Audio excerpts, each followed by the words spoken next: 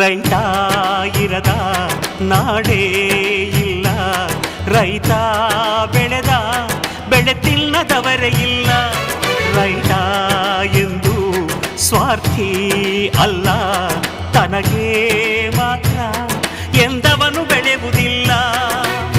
ಮುಕ್ಕೋಟಿ ದೇವತೆಗಳು ಇದ್ದರೆ ಏನಂತೆ, ಗಣಪತಿಯೇ ಮೊದಲು ನಮಗೆ ಎಲ್ಲ ಪೂಜೆಗೆ.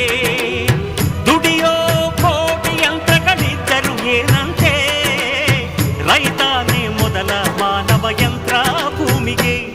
ಈ ರೈತ ನಕ್ಕರೆ ನಗುವುದು ಭಾರತ, ಈ ಭಾರತ ದಿವಸ ಲೋಕದ ಸ್ನೇಹಿತ.